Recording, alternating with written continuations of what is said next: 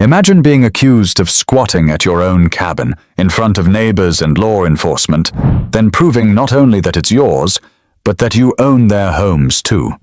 Imagine pulling into a place you've known your entire life, only to have someone tell you that you don't belong there. That was the situation facing Silas Trenholm on a warm Friday afternoon in early June. He had driven nearly 3 hours from Charlotte, his old pickup stacked with fishing gear, a cooler packed with food, and a battered binder of documents he carried everywhere when it came to land.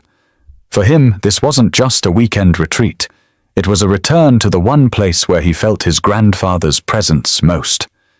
The lake shimmered in the sunlight, framed by tall pines that stretched toward the sky.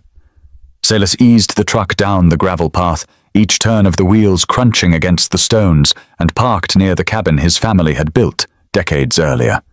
The cabin wasn't much to look at, wood darkened by time, a front porch sagging just slightly, and a tin roof that rattled in storms. But to Silas, it was perfect. It wasn't about appearances. It was about roots. As he stepped out, he let out a long breath, taking in the fresh smell of water and earth. Finally, he muttered, setting his boots onto the ground like they belonged there. He pulled his rod from the back, checked the tackle box, and smiled to himself. After weeks of long contracts and demanding clients, he finally had space to breathe. But here's the thing. Silas wasn't just any man with a weekend getaway. Over the years, while others were busy arguing at town meetings or building subdivisions, Silas had been making quiet moves, buying land, negotiating parcels, signing deals when others didn't even notice. And eventually, piece by piece, he ended up holding deeds to almost everything surrounding that lake. Roads, shorelines, even the wooded trails people used without a second thought, they all fell under his name. Silas owned more than most knew, and he liked to keep it that way. He carried his cooler inside, setting it on the worn kitchen counter. The cabin smelled faintly of cedar and dust, but it was home. He pulled back the curtains, letting sunlight filter across the wooden floorboards. He set down his grandfather's pocket knife on the table, a ritual of sorts. Every visit began and ended with that knife in plain view, a reminder of the man who taught him what hard work meant. Just as he was preparing to head back out for more gear, Silas heard something unusual. It wasn't the call of birds or the rustle of leaves. It was a sharp voice cutting through the still air. "Excuse me, what do you think you're doing?" He turned to see a woman marching up the drive, her posture stiff, her sunglasses flashing like mirrors in the sun. She wore a tailored blouse and carried a clipboard tucked under her arm. Her stride was quick, her tone sharp, and her eyes locked on him like he was trespassing in her backyard. Silas wiped his hands on his jeans. "Afternoon. Can I help you with something?" The woman planted herself at the edge of the porch steps. "Yes, you can explain why you're unloading things at this property. Are you renting it? Because we have strict rules about short-term stays here." Silas tilted his head, unsure if he'd heard correctly. "Renting it? Ma'am, this is my cabin." She gave a tight laugh, the kind people use when they don't believe a word you've said. "That's not possible. This area falls under the jurisdiction of the Lakeview Homeowners Association, and I don't recall approving anyone by your name."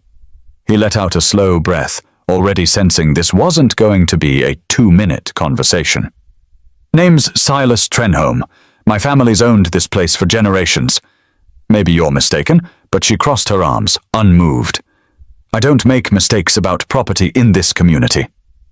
My name is Marjorie Kincaid, president of the association. And if you don't have documentation showing you belong here, you'll need to leave immediately." The words hit him like a sudden storm. After years of working, buying, and protecting this land, being told he was an intruder here almost felt comical. Almost. He studied her expression, though, and realized she wasn't joking. Silas rubbed the back of his neck. "I think you're a little out of line, Mrs. Kincaid." You don't know who you're talking to, but her glare only hardened, and in that instant he understood this confrontation was just beginning. But before Silas could explain himself, Marjorie doubled down, setting the stage for a clash that would soon draw more eyes than either of them expected. Silas leaned against the porch rail, his arms folded loosely, watching the woman in front of him as if she had walked straight out of a board meeting and into his driveway. Her tone, her stance, even the clipboard clutched under her arm, it all screamed authority, or at least the need to project it. Marjorie Kincaid didn't back down. She narrowed her eyes behind her sunglasses. "I asked you a question, mister." "Trenholm, are you renting this place, or squatting? Because either way you're in violation of our community standards." Silas chuckled under his breath, a dry sound, and shook his head. "Squatting? Lady, I've been coming to this cabin since I was a boy. My father brought me here before you were even thinking about HOA bylaws, and you're standing on my land right now." That only seemed to provoke her further. She stepped closer, heels crunching against the gravel, her voice rising. "No, you're mistaken. All the lakefront property around here is under the authority of the Lakeview Association. We've had issues with people sneaking in, renting out cabins, throwing parties. I'm not about to let some stranger set a precedent." Silas's jaw worked slowly as he studied her. He could feel his patience thinning, but he wasn't about to let anger lead. That wasn't his way. "I don't know what you think you know, ma'am, but I assure you, this cabin's mine, and so's the land around it, every foot of it."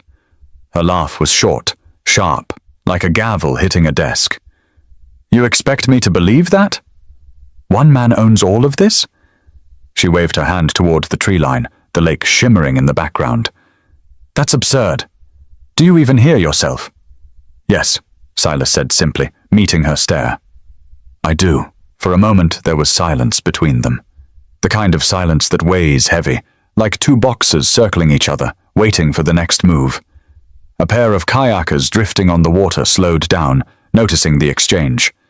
Even a jogger on the far path paused, pulling an earbud out to listen. Marjorie broke the silence first. "Listen, Mr. Trenholm, or whoever you claim to be. I don't know what scheme you're running, but rules are rules. If you don't provide documentation immediately, I'll have to contact the authorities." Silas exhaled, long and measured. He wasn't shocked. That much was clear from the steady look in his eyes. He'd seen people like Marjorie before, people who believed authority was theirs by default, who assumed their word carried more weight than the truth itself. But the way she dismissed him so quickly struck something deeper. "Ma'am," he said, voice steady, "I don't answer to your rules. I've got more paperwork in that cabin than you've got in that clipboard. Deeds signed, sealed, and recorded. My grandfather bought the first plot back in 1949. I've been buying up land ever since. You can call whoever you want, but nothing changes the fact that this is mine." His words didn't move her. If anything, her grip on the clipboard tightened. "You can talk all you want, but talk doesn't prove a thing. You're standing on HOA-controlled property. That's trespassing." Silas raised an eyebrow. "Trespassing? On my own porch?" He couldn't help but laugh, the absurdity bubbling up despite the tension. "Lady, you're standing on my land right now, accusing me of being where I've been since I was 12 years old. If anyone's trespassing, it might be you." That line drew the first ripple from the small crowd gathering at a distance. A few neighbors shifted closer, whispering. Phones began to appear in hands, screens glowing as lenses captured the exchange. Marjorie noticed the attention but refused to back down. She lifted her chin. "Enough of this. I've asked you nicely. If you don't pack up and leave, I'll have no choice but to call the sheriff." Silas didn't flinch. He stared at her for a long moment, then glanced at the gathering neighbors. "Go ahead," he said finally, voice calm, almost weary. "Call them. I'll be right here when they come." The words hung in the air. Marjorie shifted on her feet, clearly expecting him to panic or scramble for an excuse. Instead, his calm only unsettled her more. "Don't think I won't," she shot back, fishing her phone from her purse. Her fingers flew across the screen as she muttered into the receiver. "Yes, I need deputies at Lakeview Subdivision immediately. There's a suspicious man refusing to leave private property." She shot Silas a pointed look, as though trying to prove a point. "Yes, he's being hostile." Silas let out a short laugh, shaking his head. "Hostile? Lady, the only thing hostile here is your attitude." The neighbors caught that line, and a couple of them chuckled under their breath. Marjorie spun toward them, her voice sharp. "This isn't a joke. You all know we have rules. You'll thank me later when this man is gone." But the neighbors didn't look convinced. And Silas? He stayed rooted where he stood, calm as ever, the faintest smirk tugging at the corner of his mouth. But the sound of sirens approaching in the distance promised that the standoff was far from over. The faint wail of sirens grew louder, bouncing off the water and cutting through the heavy summer air. Neighbors edged closer, phones angled discreetly but not discreet enough. The scene had shifted from a simple argument into something everyone wanted to witness. Silas remained on the porch, arms crossed, weight leaning slightly on one leg, as if this were just another day. He looked more amused than threatened, though there was a quiet steel in his eyes that said he wasn't going anywhere. Marjorie, on the other hand, stood rigid, phone still clutched tightly, her chest rising and falling quickly. She turned to the gathering crowd, lifting her voice so everyone could hear. "You see? This is why we have rules, to keep outsiders from squatting on our property. If we let one slip through, what happens next? More people sneaking in, ignoring regulations, lowering property values." Silas cut her off, his voice steady and louder now. "Outsider. Lady, I've been fishing this lake since I was tall enough to hold a rod. My father taught me to cast right down there off the dock. My grandfather cleared this land with his own hands. You're standing in front of the man who owns more ground here than anyone else alive." A murmur rippled through the small crowd. A couple of neighbors exchanged looks, one whispering, "Wait, did he just say he owns the land?" Another pulled up the county property records on her phone, curiosity etched across her face. Marjorie didn't acknowledge the whispers. She locked her eyes on Silas like he'd just insulted her directly. "That's a lie. Pure and simple. No one man owns this much. And if you think waving family stories around is going to change the fact that you're trespassing, you're mistaken." Silas gave her a long look. "You want proof? Fine. When the deputies get here, I'll show them what I've got. But let me warn you, Mrs. Kincaid, when you find out the truth, it's not going to be me standing here embarrassed." That jab landed. Her lips pressed into a thin line, but instead of retreating, she stepped closer, climbing the first step of the porch. "Don't you dare threaten me. I know people like you, men who think they can bend rules to fit themselves. You probably sweet-talked some clerk or took advantage of a loophole, but in this community we follow order." Silas didn't move. His eyes narrowed slightly. "Ma'am, I don't need loopholes. I've got signed deeds, stamped by the county, filed fair and square. You want to talk order? Order is when people respect the truth, not when they bully others because they don't like what they hear." The neighbors shifted again. One man in a baseball cap called out, "Hey, Marjorie, maybe let the deputies sort this out." No harm in checking the paperwork before making accusations. She spun toward him, voice sharp. "This isn't your concern, Harold. Stay out of it." Harold lifted his palms but didn't back away. "Just saying. The guy doesn't look like he's hiding anything." That little comment only fueled her fire. She turned back to Silas. "You see what you're doing? Undermining authority, stirring doubt, dividing the community. That's exactly what I won't allow." Silas laughed softly. "You're doing a fine job of that yourself." The sirens cut off abruptly as two sheriff's cruisers rolled up the gravel path, lights still flashing. The tension tightened, every eye now fixed on the scene. Two deputies stepped out, hands resting near their belts, scanning the situation.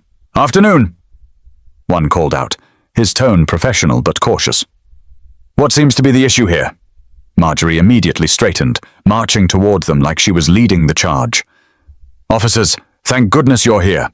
This man is trespassing on private property. He refuses to leave. He's hostile and disruptive. I demand he be removed immediately." Silas remained where he was, his voice calm but carrying across the yard. "Afternoon, officers. Name's Silas Trenholm. This is my cabin.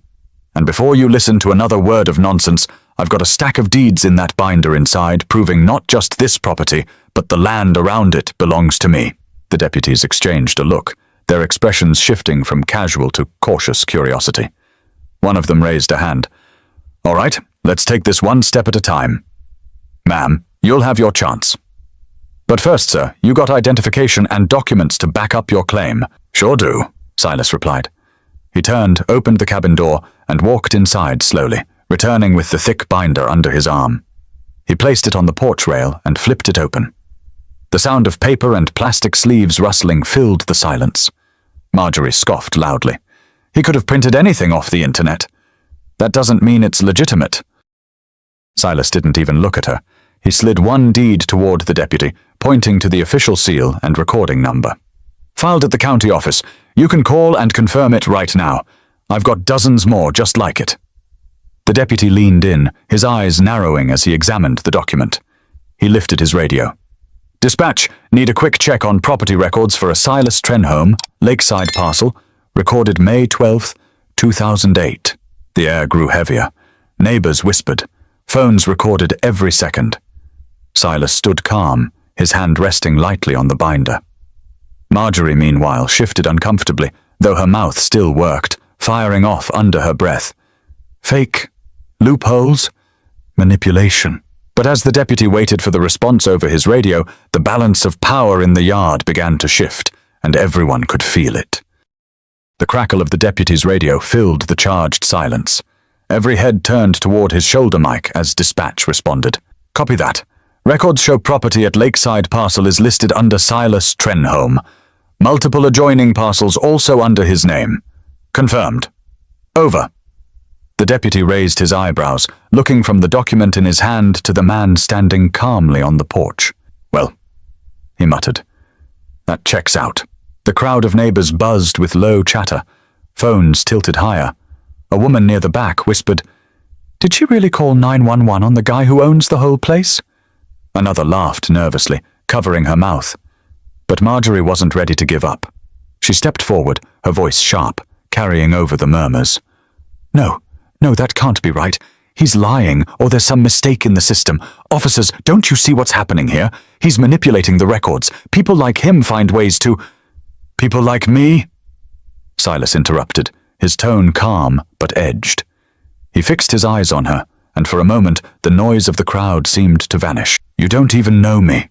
You didn't ask who I was, didn't ask where I'm from.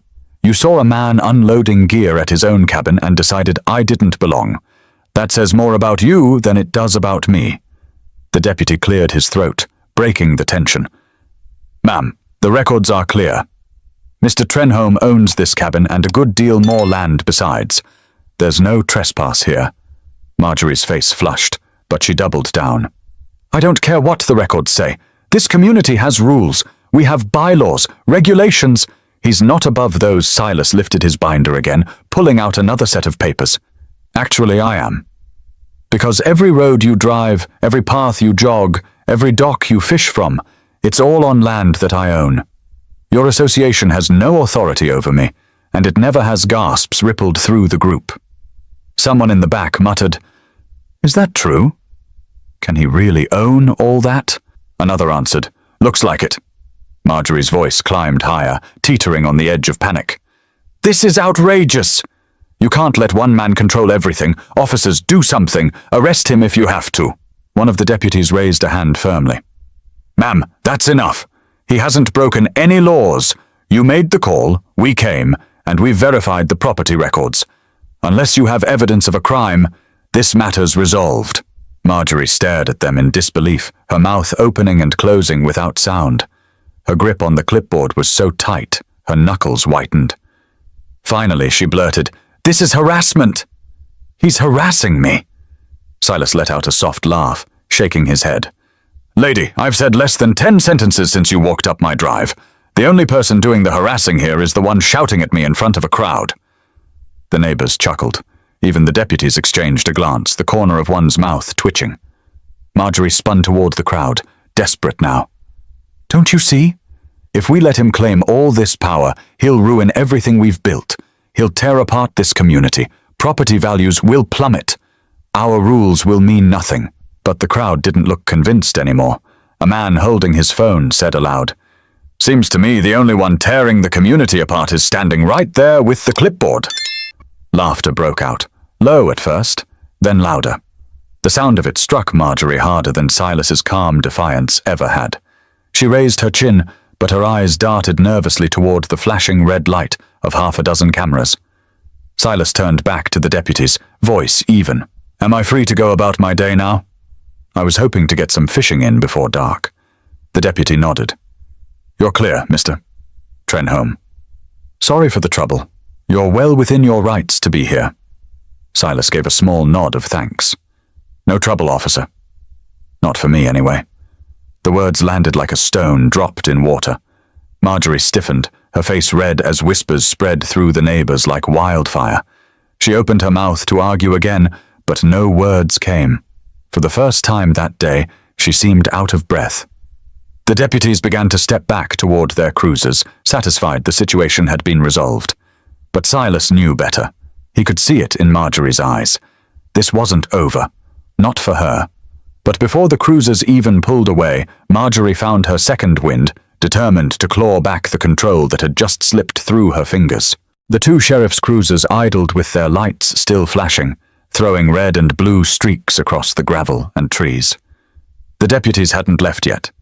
They were lingering, partly because they sensed the situation wasn't finished, and partly because half the neighborhood had gathered with phones held high. Silas stayed on the porch, binder under one arm, calm as stone. He had nothing left to prove. But Marjorie Kincaid, her cheeks flushed, her jaw tight, wasn't done. Not by a long shot. Officers! She called out sharply, stepping forward, clipboard pressed against her chest like a shield. You can't just walk away from this. He may have papers, but there's no way one man can own this much land. It's impossible. Check again. One deputy, a broad-shouldered man named Deputy Walker, sighed audibly. Ma'am, we checked. Records are official. Multiple parcels filed under his name, dating back years. That's not a mistake. But Marjorie shook her head furiously. Paperwork can be forged. Clerks can be bribed. I've been running this association for 12 years, and not once has anyone mentioned his supposed authority. If he really owns all this, why's he just now showing up? Silas leaned forward slightly, his voice even but pointed. Because I don't have to answer to you, that's why. I've been coming here for decades, quietly, without needing your approval. And now that I finally decided to spend more time here, you decided I don't belong. That's the only reason we're standing here arguing. The crowd muttered agreement. Someone near the back said loudly enough for everyone to hear. He's right. I've seen him here before. Never caused trouble, the other deputy, a younger man named Deputy Perez, turned toward Marjorie, his patience thinning. Ma'am, I'm going to be direct. Calling 911 for a civil matter like this isn't what emergency lines are for. The man hasn't committed a crime. You've accused him without evidence. If this continues, you could be the one facing consequences. The words hit her like a slap. For the first time, a flicker of doubt crossed her face. But it vanished quickly, replaced by indignation. You're taking his side. I'm a tax-paying resident, the elected head of this community. You should be listening to me. Silas chuckled softly and shook his head. Funny thing, Mrs. Kincaid. You keep saying this is your community, but the truth is you're standing on mine. Gasps broke out in the crowd. A woman whispered, he said it again, his land. Another man muttered, and he's right. HOA's been running people ragged for years. Marjorie's grip tightened on her clipboard. She pointed a finger at Silas. You think you can just wave some papers around and intimidate me? You won't scare me off. I've fought harder battles than this. Silas straightened, his voice calm but carrying authority. I'm not trying to scare you. I don't need to. The truth does that on its own. The silence that followed was heavy, punctuated only by the soft chirp of the deputies' radios.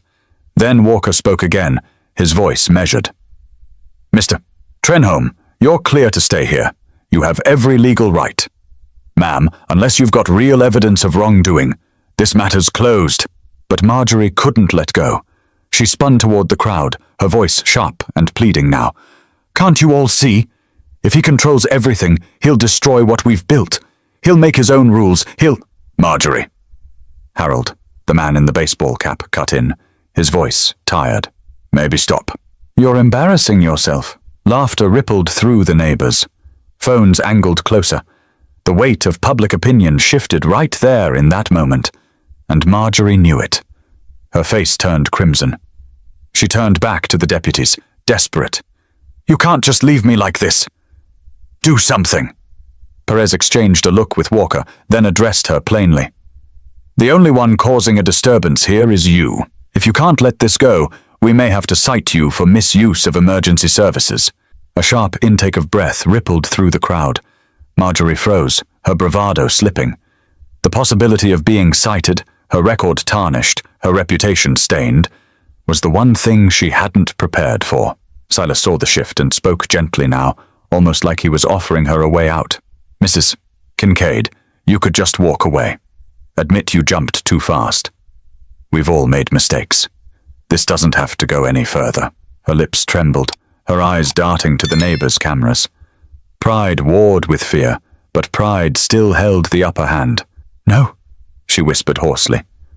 I won't back down. Silas sighed, shaking his head slightly. Then you're about to learn the hard way that power doesn't come from shouting the loudest. It comes from being right. But even as the deputies prepared to wrap things up, the crowd's reaction was only beginning, and the fallout would spread faster than either of them could predict. The heat of the afternoon seemed to press down harder as the moment stretched. Silas stood steady with his binder, while Marjorie clutched her clipboard like it might keep her from unraveling in front of everyone. The deputies were done arguing, but the neighbors weren't leaving. Phones hovered in the air, waiting to catch the next thing said, the next small explosion. Silas flipped open the binder again, slowly this time, letting the sound of plastic sleeves sliding against each other carry through the silence.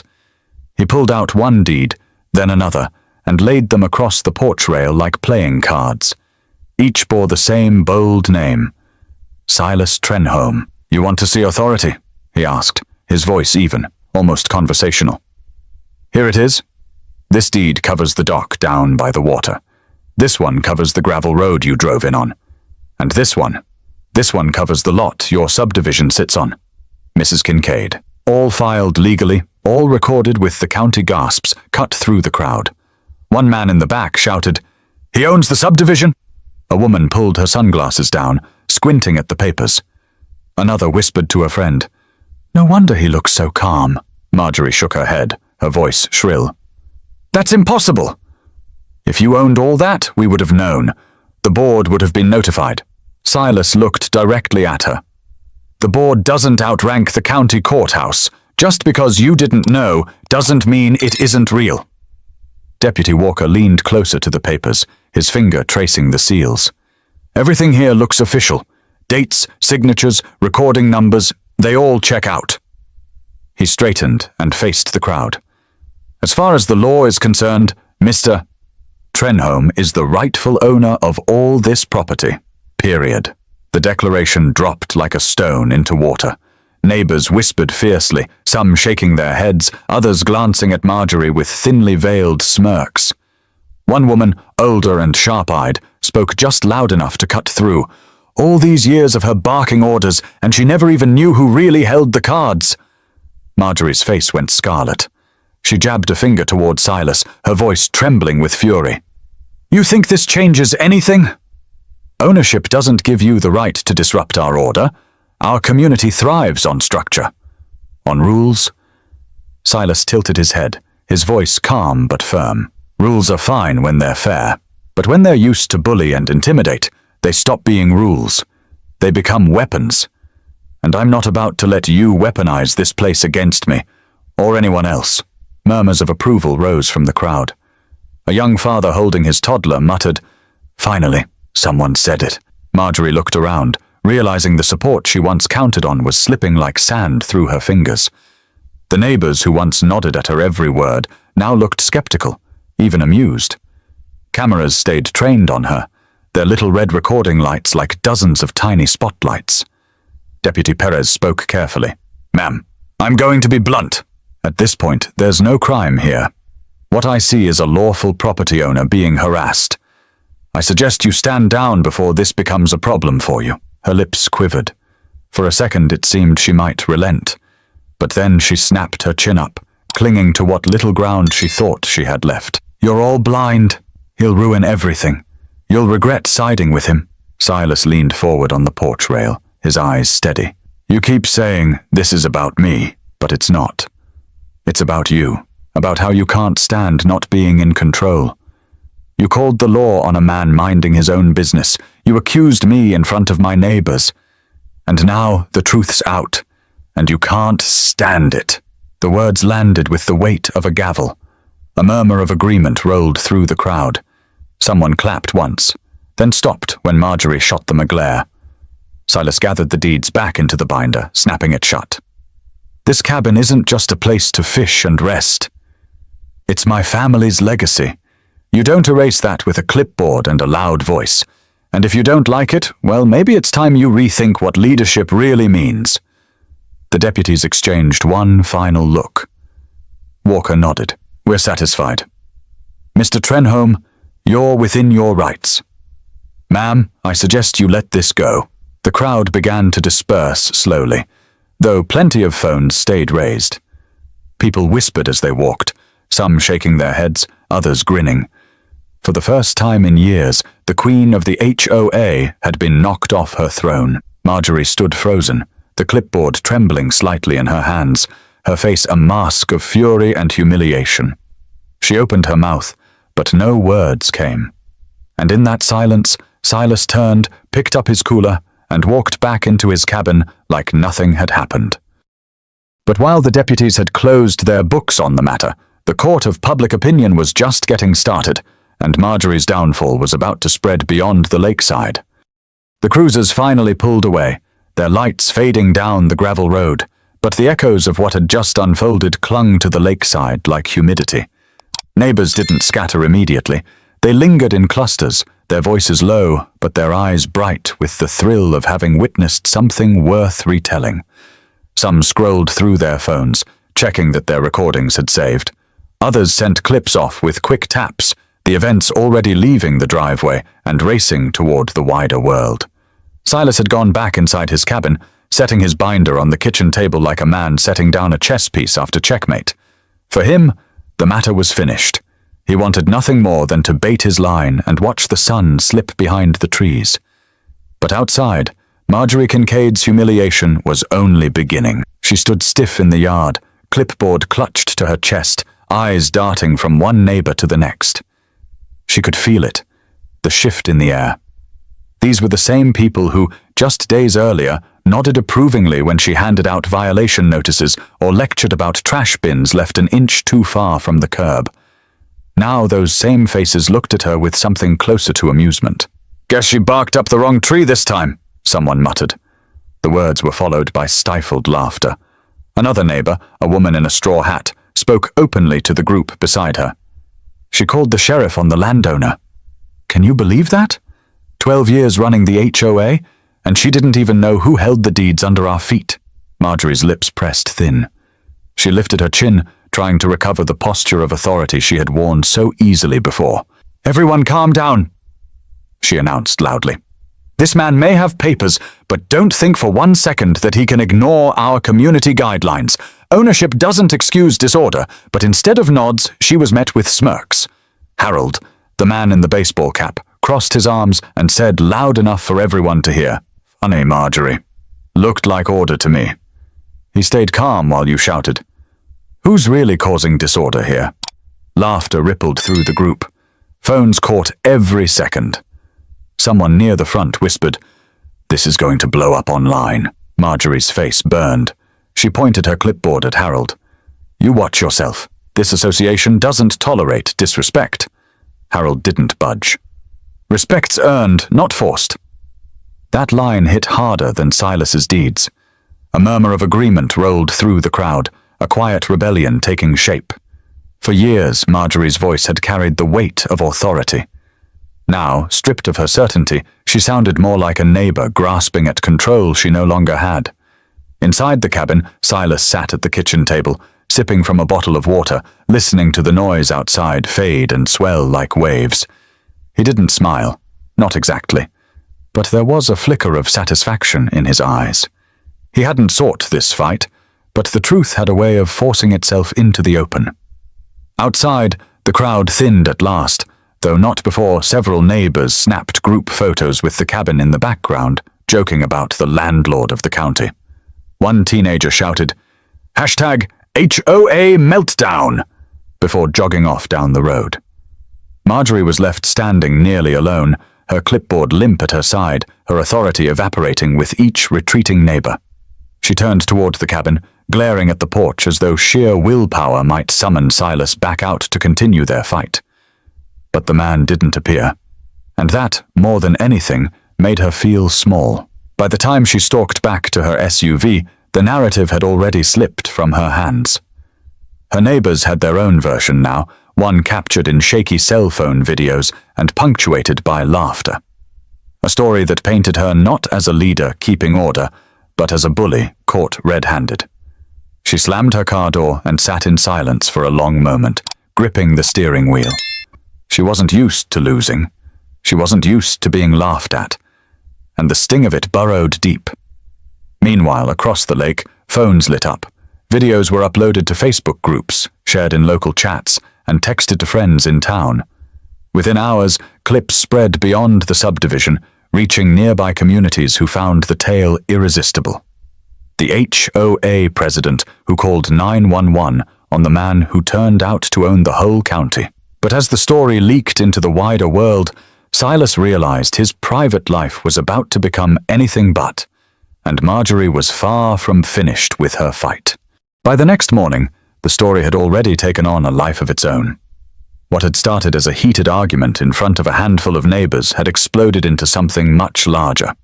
The videos were everywhere, Facebook groups, local Reddit threads, even circulating through text chains at the diner in Hickory Grove and the coffee shop in Rock Hill. People who had never stepped foot near the lake were suddenly debating the showdown between Silas Trenholm and Marjorie Kincaid. The clips varied in length, but they all had one thing in common: Marjorie's raised voice, Silas's calm replies, and the deputies confirming his ownership. The comments wrote themselves. Classic HOA power trip. She tried to kick out the man who owns her street. Silas handled that better than I ever could. By Saturday afternoon, Silas's name was trending locally. A reporter from the Charlotte Observer left a message on his phone. A podcaster out of Columbia sent an email asking for an interview. Silas ignored them all. He hadn't wanted the spotlight. He wanted quiet mornings on the dock, afternoons with a fishing pole, evenings with a book on the porch. But that privacy had been fractured, and he knew it might not return. Meanwhile, Marjorie was facing a storm of her own. Her inbox filled with emails from angry residents demanding answers. Some wanted to know how she could be unaware of who owned the land. Others were furious she had wasted county resources by calling 911 for what turned out to be nothing. A few even called for her resignation. At the grocery store in town, whispers followed her down the aisles. One man chuckled openly as she passed. "Ain't you the lady who tried to throw out the landowner?" he asked, grinning. She flushed and hurried away. The HOA board called an emergency meeting at the clubhouse. The atmosphere was tense, the usual polite nods and greetings absent. One board member, a retired teacher named June Lattimore, laid it out plainly. "Marjorie, you embarrassed this association. You embarrassed all of us, and you've turned neighbors against one another." Marjorie bristled. "I was protecting our community. If we let one man bypass the rules, everything falls apart." But June shook her head. "That one man owns the ground under our feet. You didn't just enforce rules, you tried to humiliate him. And it backfired. The whole county's laughing at us now." The board fell into uneasy silence. For the first time, Marjorie felt the walls closing in. Authority she once wielded effortlessly was slipping through her fingers. Back at the cabin, Silas sat on the porch with his fishing rod propped beside him. A neighbor stopped by, a woman named Carol, who had lived in the subdivision for 20 years. She carried a small basket of muffins and a sheepish smile. "Thought you might like these," she said, handing the basket over. "And maybe an apology. A lot of us went along with the HOA because it was easier, but yesterday, you showed us we don't have to let one person run the show." Silas gave a quiet smile. "Appreciate that. I'm not here to run anybody off. I just want peace, same as everyone else." Carol nodded, her eyes thoughtful. "Peace doesn't always come easy around here, but you might have started something good, whether you meant to or not." Word of mouth carried faster than the videos. By Sunday, folks who'd never spoken to Silas before were waving from their porches, dropping by to introduce themselves, even jokingly asking if they needed his permission to mow their lawns. He laughed along, but kept his responses short. He knew fame, even local fame, was a fire you didn't feed unless you wanted it to burn brighter. Marjorie, however, was cornered. At church that weekend, the pastor offered a sermon about humility and listening before speaking. The message wasn't aimed at her, but every glance in her direction made it feel that way. She sat stiffly, refusing to look at anyone. By Monday morning, a petition was circulating to remove her as HOA president. Signatures piled up quickly. People who once tolerated her rigid enforcement now saw her as a liability, someone who had dragged their community into national ridicule. And through it all, Silas kept fishing, kept tending his cabin, kept his grandfather's knife on the table inside. He didn't gloat, didn't fan the flames, didn't answer the reporters' calls. He simply lived the way he always had, quiet, steady, rooted in the land that was rightfully his. But late one evening, as the sun dipped low and the lake turned gold, Silas found himself reflecting on what the whole ordeal really meant, and the lesson hidden inside all the shouting and laughter. The lake was calm that evening, its surface a mirror catching the last streaks of orange and pink before night fully took hold. Silas sat on the edge of the old wooden dock with his boots dangling just above the water. His fishing rod lay beside him, forgotten for the moment. Instead, he held his grandfather's pocket knife in his palm, flipping it open and closed with the slow rhythm of thought. The weekend hadn't gone as he planned. He'd wanted peace, silence, the kind of stillness that only came from water lapping against the shore and wind pushing through pine trees. Instead, he had been thrust into a spotlight he never wanted. Yet as he sat there, listening to frogs begin their evening chorus, he realized the chaos had forced him to face truths he had been ignoring. He thought back to the look in Marjorie Kincaid's eyes when the deputies confirmed his ownership. Anger, yes, but underneath it something else. Fear. Not fear of him, but fear of losing control. He'd seen that look before, in clients who refused to admit a mistake, in men on job sites who hated taking orders from someone younger. Control was a powerful drug, and once someone tasted it, they clung to it with both hands. Silas ran his thumb along the knife's handle. Funny, he muttered to himself. Owning all this land, and I never once felt the need to lord it over anybody. But she thought a clipboard gave her a crown. The truth gnawed at him. It wasn't just about land or property lines, it was about the way people treated each other. Too often, folks jumped to conclusions, let pride blind them, or believed authority gave them the right to trample over others. He remembered his father's voice, rough and steady, teaching him years ago out on this very dock. Respect is simple, son. You give it until someone proves they don't deserve it. And even then, don't waste your time with shouting. The truth's got a way of doing the shouting for you. That advice had never felt more real. Silas hadn't needed to raise his voice once. He hadn't needed to wave his deeds around like a trophy. All he did was stand still and let the truth sit there in plain sight. And it had done the work for him, but he also knew something else. Humiliation cut deep. Marjorie's pride had taken a blow, and a wounded pride often came back swinging. He doubted she would let this go easily, and yet part of him hoped she would learn from it, just as he had learned something from her. Because the lesson wasn't only hers. Silas realized he had been too quiet for too long. He'd built a life around staying in the background, moving slowly, keeping to himself. That approach had served him well when buying land, when building his career. But it also meant he had let others tell the story of the community, while he kept his own head down. Now, by accident, his story was out in the open, and people were listening, not because he wanted them to, but because they had seen something different in him. Calm where others shouted, steadiness where others panicked, truth where others twisted facts. He sighed, flipping the knife shut. Maybe that's the real lesson, he whispered. Doesn't matter how much land you own. What matters is how you stand when someone tries to take your place. The crickets grew louder as night settled in, and Silas leaned back on his hands, staring at the sky turning from orange to deep purple. He thought about his neighbors, the ones who had stopped by with muffins, the ones who had whispered support in the crowd. People were tired of being told what to do by someone who mistook power for leadership. Maybe they were ready for something better, not more rules, but more respect. He didn't want a title.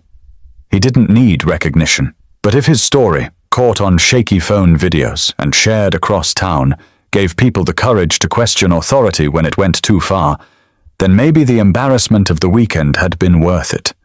Silas stood, pocket knife tucked back into his jeans, and picked up his rod again. The water rippled gently as he cast his line into the fading light. The world had changed around him, but the lake remained steady, quiet, eternal. But even as he settled back into the rhythm of fishing, the story outside the lake was still spinning, and it was clear the final chapter hadn't yet been written. By the middle of the following week, the story had spread further than anyone around the lake could have imagined. Clips of the confrontation showed up on TikTok, stitched with commentary from people who had never heard of Lakeview but suddenly had an opinion about HOAS. On Facebook, entire threads debated whether Marjorie should resign. On YouTube, a video titled HOA President Calls 911 on the Man Who Owns the County pulled in hundreds of thousands of views in just a few days. Silas didn't watch most of it. He had no appetite for the online circus. Instead, he kept to his cabin, working on small repairs, clearing brush, and slipping his boat onto the water when he wanted quiet. But he couldn't ignore the constant buzz of messages from friends, old co-workers, even distant relatives who had stumbled on the viral clips. Some laughed, some congratulated him, and some warned him to be careful, because fame, even accidental fame, came with a cost. For Marjorie, that cost was steeper. By Thursday, the HOA board had held another emergency meeting. This time, dozens of residents showed up, not to support her, but to demand accountability. Voices rose. One man shouted, "You embarrassed us all." Another woman waved her phone in the air, playing the clip of deputies confirming Silas's ownership. "You made us look like fools," she said, her voice trembling with anger. The board voted. Not unanimously, but decisively enough. Marjorie was stripped of her role as president. The clipboard that had once symbolized her authority was now nothing more than a piece of plastic tucked under her arm as she walked out of the meeting hall in silence. Back at the cabin, Silas learned about it from a neighbor who stopped by to share the news. He listened quietly, nodding once. "I never wanted her job," he said softly. "And I still don't. I just want to be left alone." But the neighbor smiled knowingly. "Maybe so. But whether you like it or not, people see you differently now. They see you as someone who stood up without shouting, someone who proved you can fight back with facts and dignity. That matters." Silas didn't respond right away. He looked out across the lake, the water catching the reflection of the fading sun. He thought about his father, about his grandfather, about the knife still resting on his kitchen table. Legacy wasn't just about land or ownership. It was about teaching people, by example, what it meant to carry yourself with quiet strength. That weekend, kids rode their bikes past the cabin, waving at him like he was a local celebrity. Parents smiled and said hello, some of them stopping to ask questions about the history of the land. A few admitted, sheepishly, that they had once believed every word Marjorie said without question. But after what happened, one man admitted, "We realized maybe we'd given too much power to someone who didn't know how to use it." Silas accepted their words with the same steady calm he had shown throughout the ordeal. He didn't gloat, he didn't brag. He simply lived his life as he always had, proving by his actions what his deeds had already made clear. In the end, the story wasn't about land deeds or HOA bylaws. It was about pride, truth, and the way people treat one another. It was about what happens when authority is used as a weapon instead of a responsibility. And it was about the power of standing firm, even when the crowd, the rules, and the loudest voices are against you. Silas knew that one day the internet would move on to something else. The videos would fade, the jokes would be recycled, and the headlines would disappear. But for the people who lived around that lake, the lesson would stick. They had seen what happened when someone tried to bully the wrong man. They had seen that calm, truth, and patience could win against arrogance and noise. As Silas sat once again on his porch with his fishing rod beside him and the evening breeze drifting through the trees, he felt a quiet sense of closure. Not victory, he had never wanted a fight, but clarity. A reminder that standing on the side of truth doesn't always require shouting. Sometimes it just requires not moving when someone tries to push you off your own ground. And maybe that's the real lesson worth sharing. Respect isn't about rules or titles. It's about listening before you judge, speaking carefully before you accuse, and remembering that the loudest voice isn't always the right one. If you enjoyed this story and believe more people should hear lessons like this about standing your ground, about the danger of pride, and about the power of quiet strength, make sure to subscribe to the channel. Stories like this remind us not just of what people can do, but of who we can choose to be. Because in the end, truth has a way of speaking for itself. And when it does, it speaks louder than any clipboard ever could.